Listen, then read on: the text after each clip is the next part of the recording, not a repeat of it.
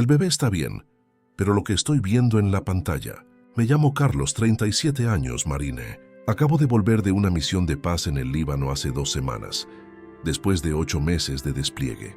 Estaba sentado en aquella fría sala de hospital en Madrid, observando a mi esposa Sofía hacerse la ecografía, cuando la mano del doctor Roberto García comenzó a temblar como si hubiera visto un fantasma. Señor, necesita salir inmediatamente y llamar a un abogado. Las palabras me golpearon como metralla. Sofía estaba allí tumbada en esa camilla de exploración, con el gel de la ecografía todavía húmedo en el vientre, mirando entre el médico y yo con la confusión pintada en su rostro. La misma expresión que había estado usando mucho últimamente, como si siempre estuviera tratando de descifrar lo que yo estaba pensando. ¿Le pasa algo al bebé?, pregunté. Mi voz se mantuvo controlada. El entrenamiento militar te hace eso. Mantener la calma cuando todo se está desmoronando a tu alrededor. El olor a alcohol y desinfectante llenaba mis pulmones con cada respiración. Podía sentir el aire acondicionado helado en la nuca, contrastando con el calor que comenzaba a subir desde mi pecho. El doctor García se secó el sudor de la frente con el dorso de la mano. Llevaba 20 años ejerciendo la medicina, según los certificados en la pared. Aquella no era su primera ecografía, pero su rostro se había puesto pálido y no dejaba de mirar la pantalla como si estuviera mostrando información clasificada. Podía ver una vena latiendo en el costado de su cuello. El bebé está bien, repitió. Luego se acercó a mí y bajó la voz. Pero lo que estoy viendo en esta pantalla muestra un desarrollo de 32 semanas. La sala quedó en silencio, excepto por el zumbido del equipo médico y el sonido ahogado del tráfico de la Gran Vía allá afuera. Sofía todavía sonreía, todavía actuando como si todo fuera normal. Había estado haciendo mucho eso desde que volví a casa. Actuando. 32 semanas, repetí. Las palabras salieron lentamente de mi boca, cada sílaba pesando como plomo. Sí, señor. Hice los cálculos en mi cabeza. 32 semanas atrás, estaba cargando equipo en un avión de transporte con destino al Líbano. 32 semanas atrás, me estaba despidiendo de mi esposa en el aeropuerto de Barajas. 32 semanas atrás, estaba durmiendo en un barracón militar al otro lado del mundo, despertándome con el calor húmedo y el sonido de helicópteros. El doctor García me miró como si estuviera esperando algo, una reacción, una explosión. Tal vez esperaba que empezara a gritar o a lanzar cosas, pero yo solo me quedé allí sentado, procesando la información como si fuera inteligencia para una misión. Podía sentir mi corazón latiendo lento y firme en mi pecho, como si estuviera en una operación de campo. Carlos, la voz de Sofía sonó pequeña, casi infantil. ¿Qué está pasando? ¿Por qué están todos tan serios? Miré a mi esposa. Realmente la miré. La forma en que había estado revisando su móvil constantemente desde que volví. La manera en que hablaba del embarazo, como si fuera algún tipo de regalo sorpresa. La forma en que insistió en programar esta cita para cuando yo pudiera venir. Ella quería que yo estuviera aquí para este momento. La revelación se instaló en mi pecho como un peso frío. Conocí a Sofía hace 6 años en una barbacoa en un barrio del sur de Madrid. Trabajaba como higienista dental. Tenía esa risa que podía llenar una habitación entera. Yo estaba destinado en la base militar entonces, antes de mi traslado. Dijo que siempre quiso casarse con un militar. Dijo que respetaba el sacrificio, el servicio. Nos casamos 3 años después.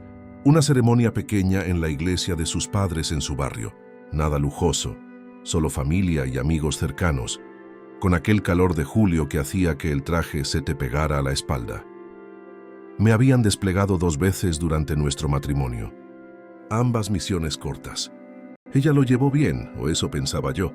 Enviaba paquetes, escribía mensajes, mantenía la casa en funcionamiento. El tipo de esposa que los otros marines envidiaban. Cuando surgió este despliegue en el Líbano hace 8 meses, lloró en el aeropuerto. Lágrimas de verdad, no las falsas que había aprendido a reconocer a lo largo de los años. Me abrazó fuerte y prometió estar esperando cuando volviera. Me mantendré ocupada, dijo, tocando mi cara con esas manos suaves que olían a crema de lavanda. Quizás haga algunos cursos, cuide del jardín. Recuerdo haber pensado qué afortunado era. Podía oler su perfume, ese mismo que usaba desde que nos conocimos, mezclado con el olor a café del aeropuerto.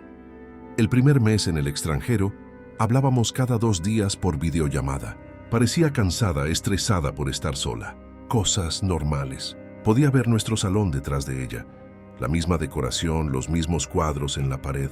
En el segundo mes, las llamadas se hicieron más cortas. Estaba haciendo cursos nocturnos en la Universidad Popular. Cerámica, de todas las cosas. Dijo que la relajaba. Me pareció extraño, pero lo dejé pasar.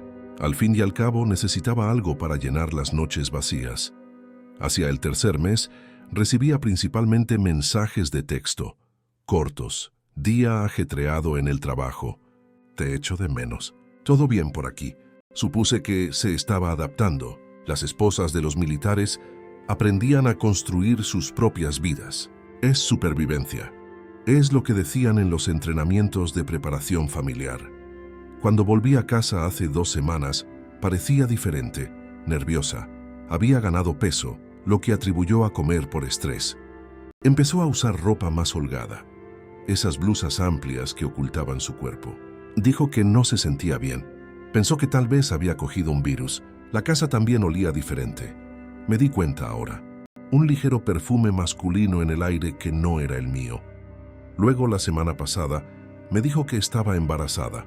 Me enteré unos días después de que te fueras, dijo, llorando lágrimas de alegría, que ahora veía que eran calculadas. Quería darte una sorpresa cuando volvieras. Estoy de unas 10 semanas. 10 semanas. Yo llevaba en casa 1 semana y media en ese momento. Ella ya había programado la cita para la ecografía. Dijo que me quería allí para nuestro primer vistazo al bebé. Nuestro bebé. Me sentí orgulloso, emocionado, como si tal vez este despliegue hubiera valido la pena. Volver a casa con esta noticia. Incluso compré un osito de peluche de camino a casa ese día, sintiendo ese calor en el pecho que sientes cuando piensas en ser padre. Ahora, estaba sentado en esta consulta médica viendo a mi esposa mentir en una camilla de exploración, descubriendo que las cuentas no salían. La línea de tiempo estaba toda mal. Todo estaba mal. El doctor García seguía allí de pie esperando que yo reaccionara. Sofía todavía preguntaba qué estaba pasando, su voz volviéndose más aguda con cada pregunta. Podía sentir algo rompiéndose dentro de mi pecho, pero mi rostro permanecía en calma. Entrenamiento. Siempre se reduce al entrenamiento. En la sala de al lado, podía oír el llanto ahogado de un recién nacido. El sonido me perforó el estómago. 32 semanas, dije de nuevo, más para mí que para nadie. El doctor García asintió. Sus manos habían dejado de temblar.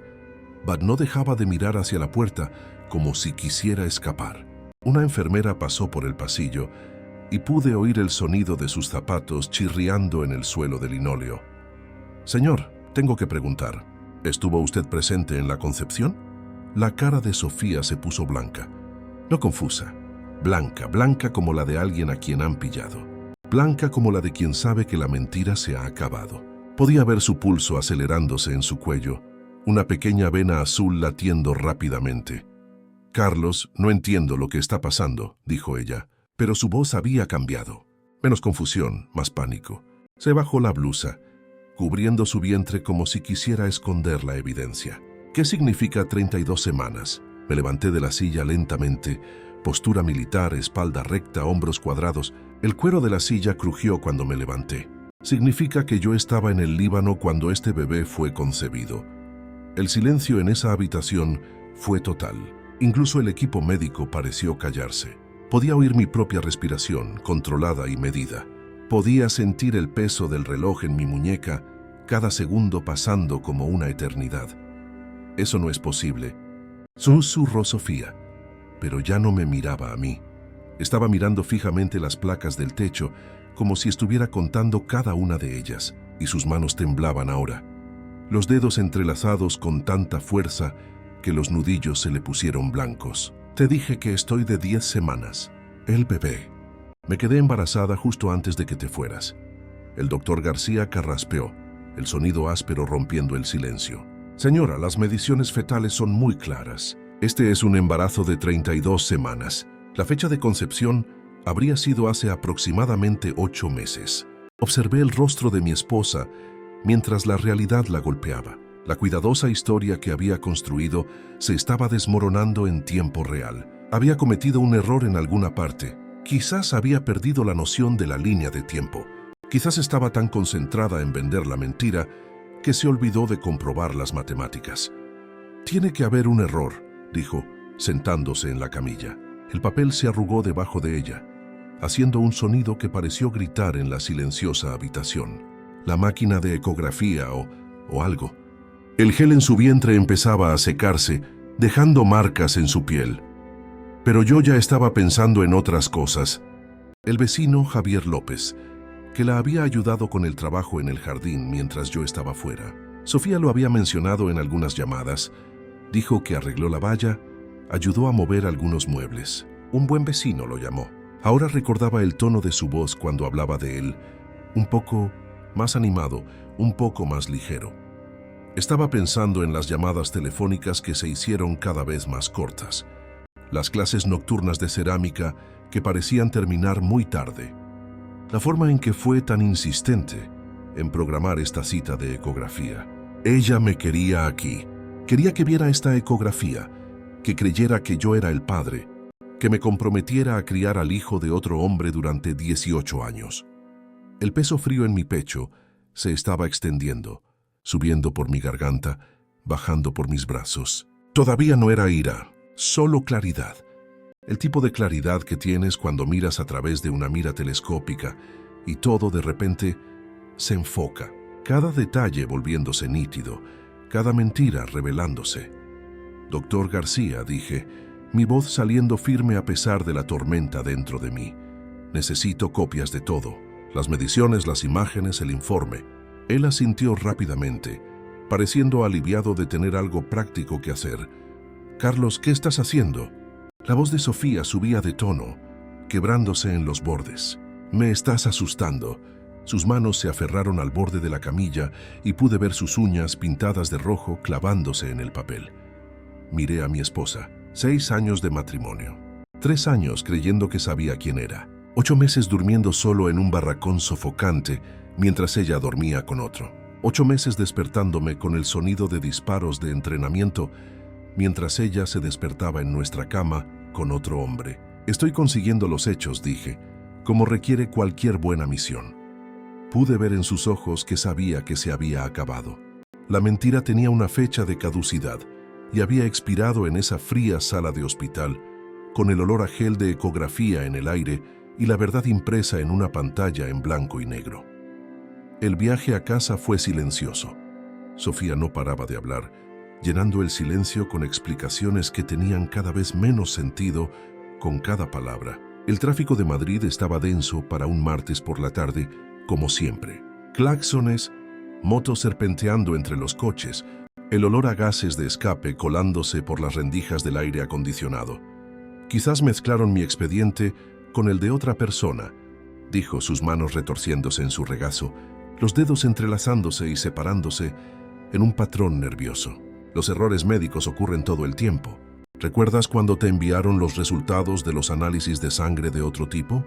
Mantuve los ojos en la carretera. Un repartidor en moto casi golpea el espejo retrovisor.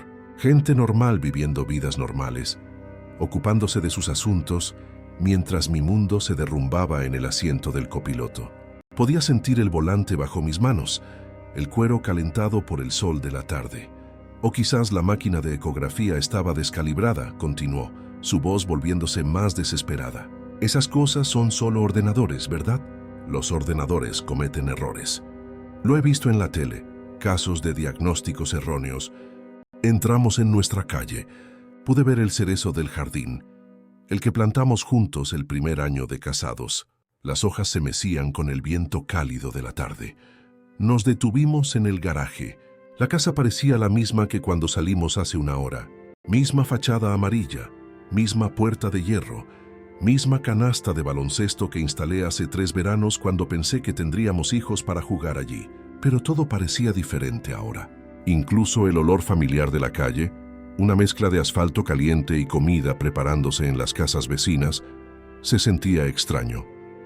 Aparqué la camioneta y me quedé allí sentado un momento, el motor enfriándose con pequeños chasquidos metálicos. El sol de la tarde entraba por la ventanilla, iluminando motas de polvo que flotaban en el aire. Podía ver nuestra casa reflejada en el espejo retrovisor, distorsionada y extraña. «Carlos, por favor, di algo», dijo Sofía, su mano tocando mi brazo. «Me estás poniendo nerviosa». La miré, realmente la miré. El aumento de peso tenía sentido ahora, la ropa holgada. La forma en que había estado evitando ciertas posturas cuando tuvimos intimidad desde que volví, lo había notado, pero lo atribuía al estrés, al tiempo, separados. «¡Qué idiota! ¿Para cuándo sales de cuentas?», pregunté, mi voz saliendo más tranquila de lo que me sentía. «¿Qué? Si estás de 32 semanas, ¿cuándo nacerá el bebé?». Su boca se abrió y se cerró. Estaba calculando, tratando de averiguar qué respuesta funcionaría mejor. Podía ver sus ojos moviéndose, pensando, mintiendo.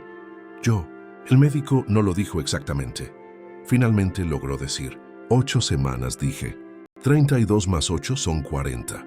Vas a tener al bebé en 8 semanas. Salimos de la camioneta. Abrí la puerta principal y la casa olía a las velas de vainilla que Sofía siempre encendía.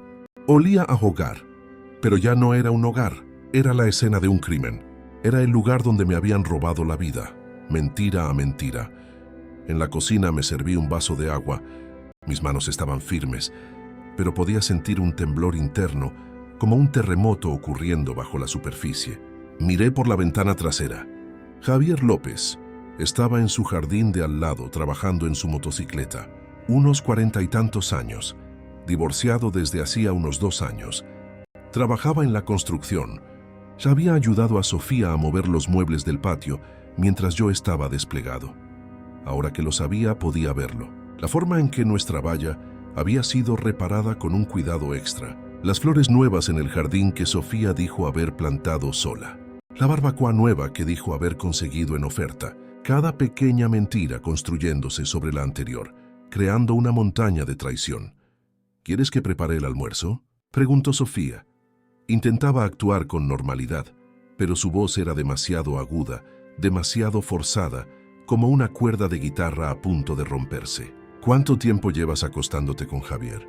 El vaso que estaba alcanzando se le resbaló de la mano y se hizo añicos en las baldosas de la cocina. El sonido fue como un disparo fuerte y final. Los fragmentos se esparcieron a sus pies, algunos tan pequeños que parecían cristales de hielo en el suelo. «¿Qué acabas de decir?», susurró. Me volví para enfrentarla. «¿Me has oído?». «Carlos, eso es una locura. Javier es nuestro vecino. Me ayudó con algunas cosas en la casa mientras estabas fuera, pero eso es todo. No puedo creer que me acuses de algo así». Pero se estaba alejando de mí mientras hablaba. No el lenguaje corporal de una mujer inocente. El lenguaje corporal de alguien a quien han pillado. Sus ojos buscaban una salida, una excusa, cualquier cosa. «El bebé es tuyo», dijo, su voz volviéndose más fuerte, más desesperada. «No sé qué cree ese médico que vio, pero el bebé es tuyo. Buscaremos una segunda opinión. Iremos a un médico diferente. Mañana mismo iremos a otro hospital. Haremos nuevas pruebas». Me arrodillé y empecé a recoger los trozos de cristal. Las piezas eran afiladas, claras como la verdad. Un trozo me cortó el dedo y una gota de sangre manchó el suelo. No sentí dolor. «Sofía», dije sin levantar la vista del suelo, «me entrenaron para reunir inteligencia, leer situaciones, reconocer el engaño. Pasé 8 meses leyendo a gente que quería matarme. ¿Crees que no puedo leer a mi propia esposa?». «Esto no es el Líbano», replicó con la voz quebrada. «Este es nuestro matrimonio. Esta es nuestra vida. Esta es nuestra casa, Carlos. No puedes simplemente acabar con todo así». Me levanté y tiré los trozos de cristal a la basura. Hicieron un sonido hueco al golpear el fondo del cubo vacío. «Tienes razón. En el Líbano, cuando alguien te miente, normalmente intenta matarte. Aquí solo intentan destruir tu vida. Ambos duelen, pero al menos allí esperaba la traición». Estaba llorando ahora. No las lágrimas bonitas del aeropuerto hace 8 meses. Lágrimas feas, desesperadas que corrían el maquillaje y le hacían moquear. «Te quiero», dijo con la voz ahogada. «Sea lo que sea que crees que pasó, te quiero, Carlos. Por favor, créeme». Pasé a su lado hacia nuestro dormitorio. El pasillo parecía más largo de lo normal, cada paso resonando en el suelo de baldosas. Las fotos en las paredes, Nuestra boda, vacaciones, cumpleaños, ahora parecían bromas crueles. Voy a recoger algunas cosas. ¿A dónde vas? A buscar un abogado. Carlos, por favor, podemos arreglar esto. El bebé necesita un padre. Me detuve en la puerta. Podía ver nuestra cama a través de la puerta entreabierta, las mismas sábanas azules, la misma manta que ella decía que le encantaba. ¿Cuántas veces había dormido él allí? ¿Cuántas veces lo trajo a nuestra cama?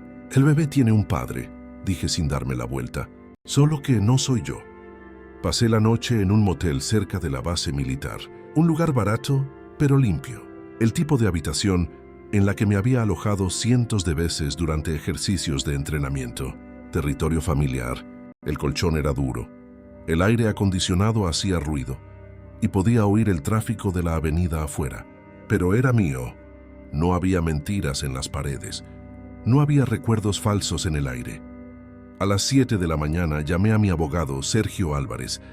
Lo habíamos usado para la compra de la casa y nuestros testamentos. Un buen hombre, exmilitar. Entendía la vida militar, entendía la lealtad, entendía la traición. Carlos, ¿qué puedo hacer por ti? Su voz era clara, alerta a pesar de ser tan temprano. Le expliqué la situación. La ecografía, la línea de tiempo, las matemáticas que no mentían. Podía oírle tomar notas al otro lado de la línea, su bolígrafo arañando el papel. Joder, dijo cuando terminé.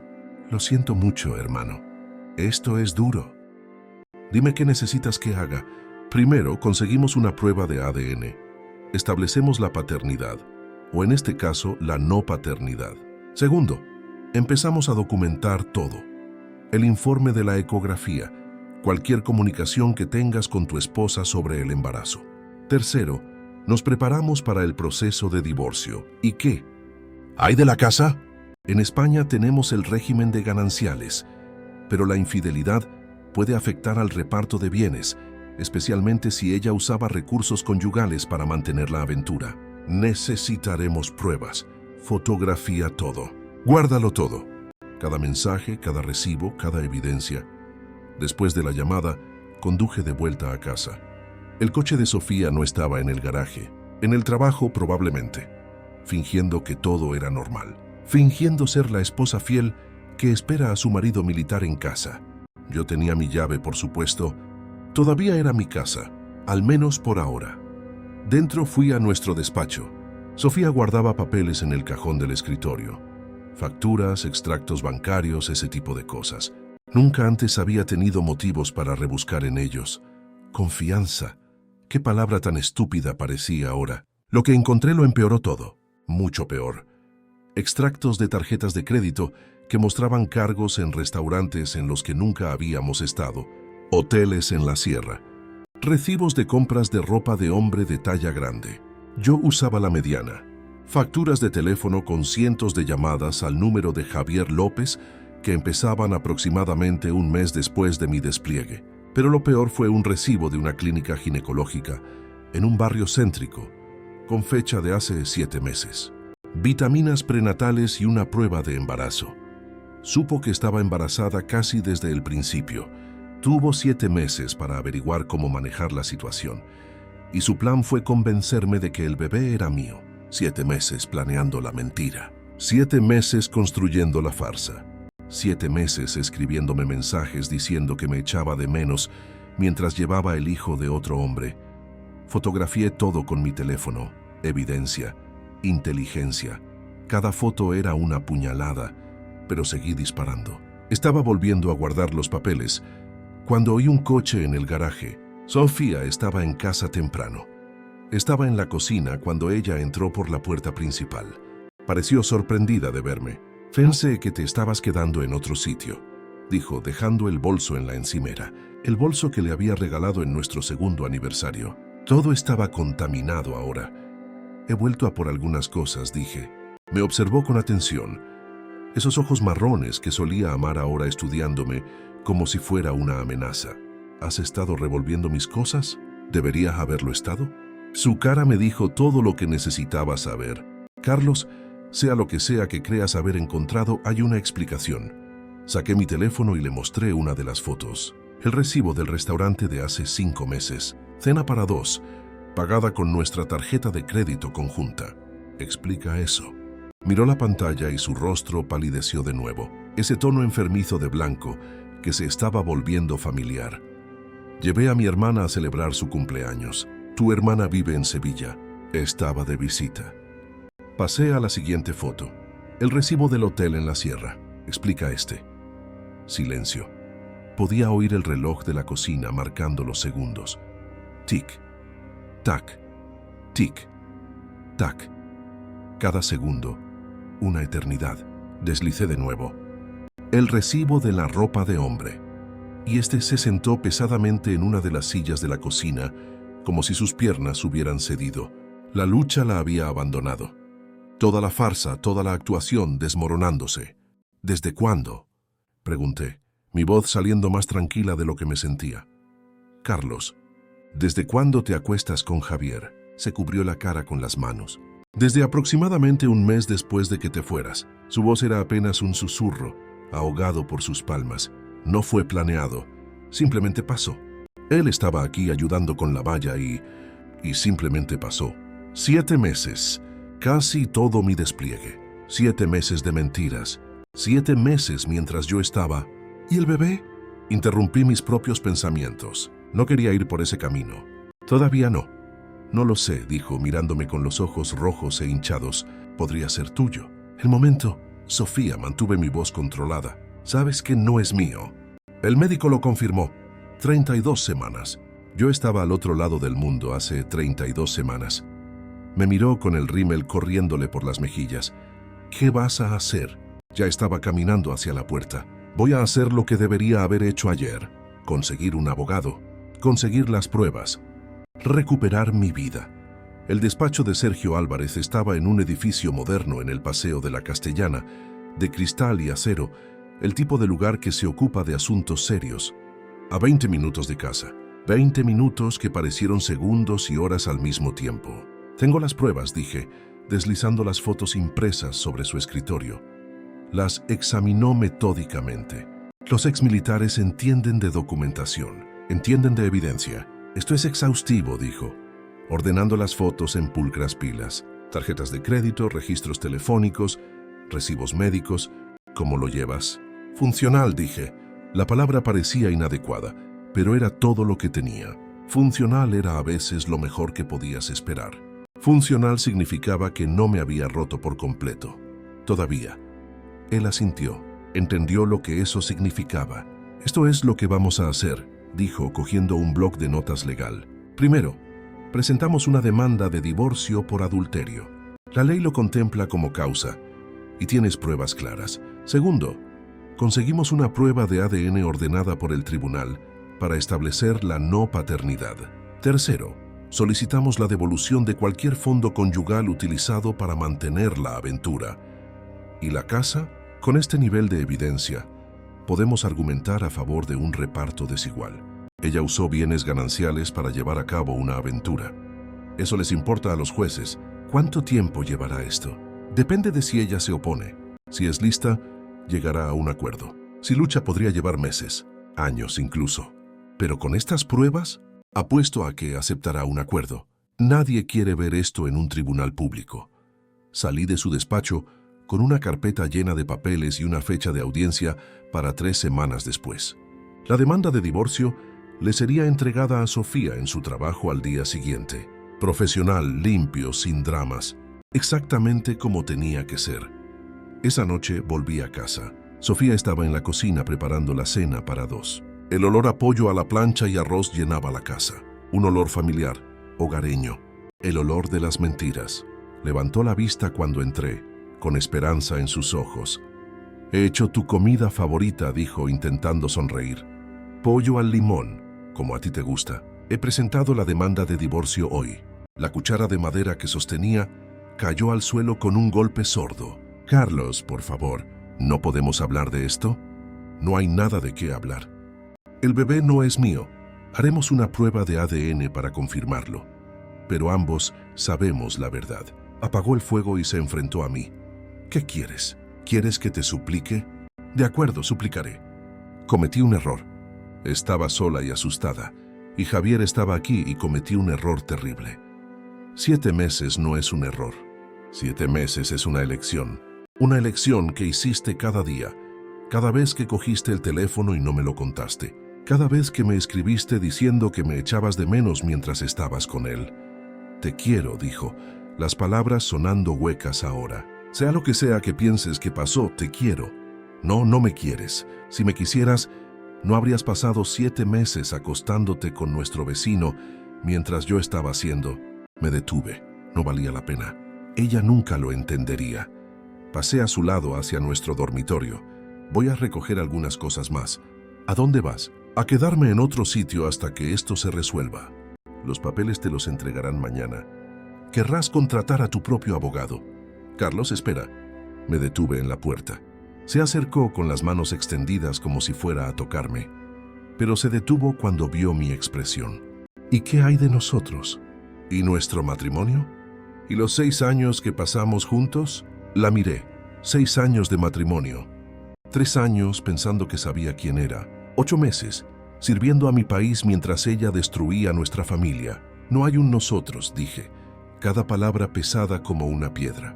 No hay un nosotros desde que decidiste acostarte con Javier López, desde que decidiste mentirme, desde que decidiste que nuestro matrimonio significaba menos que tu soledad. La dejé allí en la cocina con la cena enfriándose en el fuego. Fuera, Javier estaba en su garaje de nuevo, trabajando en esa motocicleta. Levantó la vista cuando oyó arrancar mi camioneta. Nuestras miradas se cruzaron por un segundo a través del parabrisas. Él apartó la vista primero. Cobarde. Un hombre cobarde que se acuesta con la esposa de un militar mientras él sirve a su país. La sala del tribunal era pequeña, estéril. Presidía la jueza Patricia Sánchez, una mujer de unos 50 y tantos años, con ojos agudos que lo habían visto todo. Sofía se sentó al otro lado del pasillo con su abogado, un tipo joven con un traje caro que parecía desear estar en cualquier otro lugar. Sergio Álvarez había hecho sus deberes.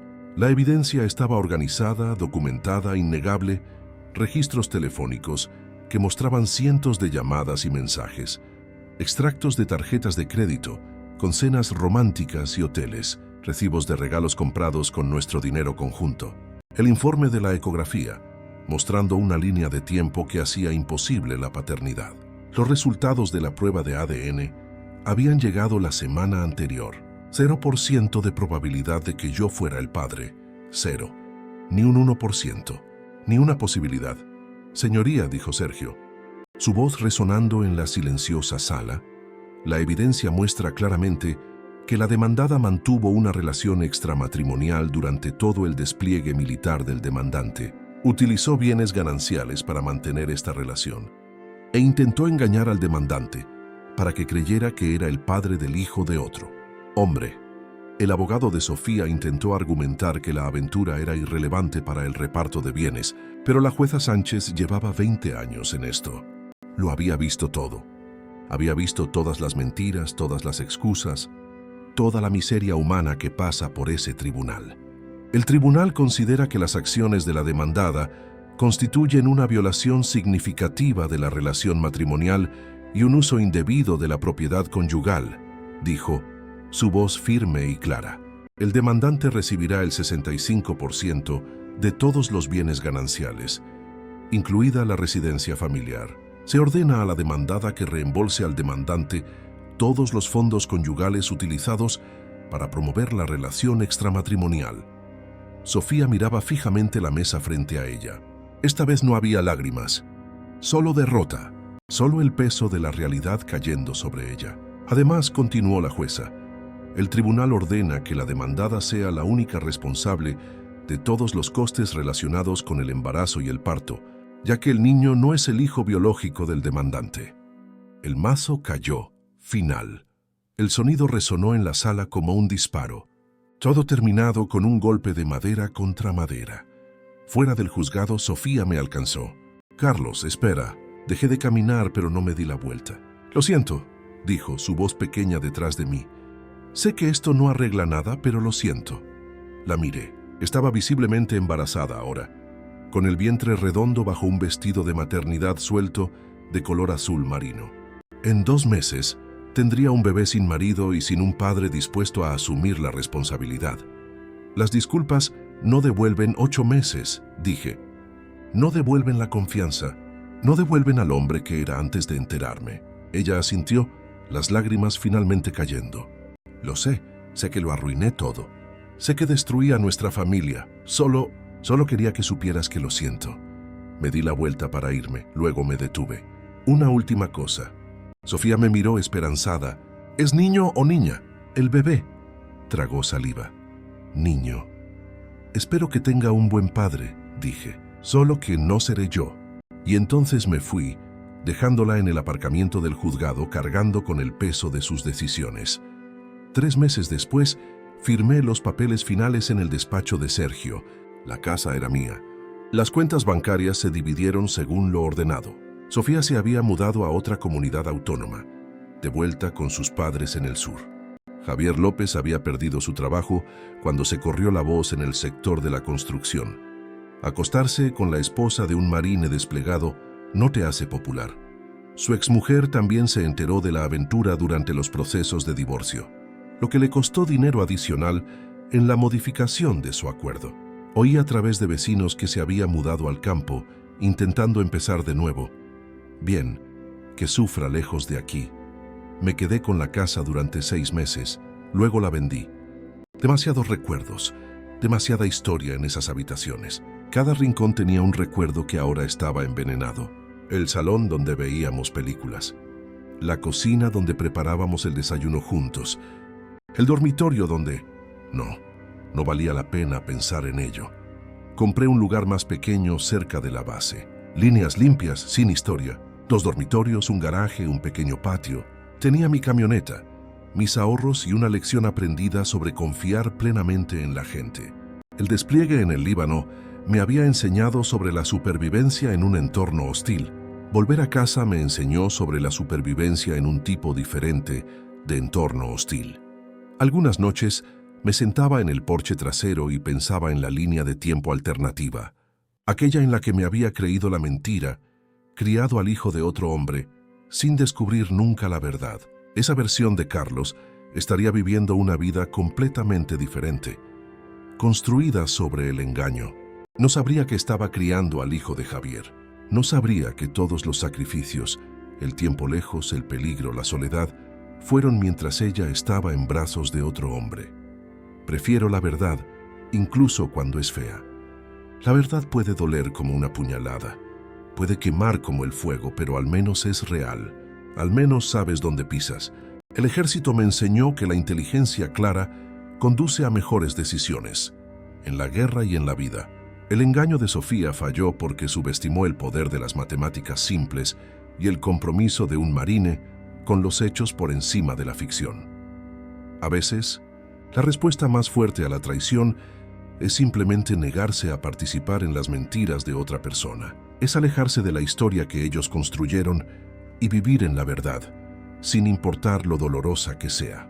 Y en esa dolorosa verdad encontré algo: mi dignidad, mi autorrespeto, mi capacidad de mirarme en el espejo y saber que no soy cómplice de mi propia destrucción. La vida sigue, el sol sale. El trabajo hay que hacerlo, y en algún lugar lejano hay un bebé que nacerá pronto, un niño que nunca conoceré, el hijo de una mentira que me negué a aceptar. No siento pena por mí mismo, siento pena por él, creciendo con padres que eligieron la traición en lugar de la honestidad. Pero esa no es mi historia para cargar. Esa carga les pertenece a ellos. Ahora tengo mi propia historia, una historia de un hombre que sirvió a su país, que volvió a casa para encontrar la traición y que eligió la verdad por encima de la comodidad de la ignorancia. No es la historia que quería, pero es honesta. Y la honestidad, me he dado cuenta, vale más de lo que cualquier mentira cómoda podría valer jamás.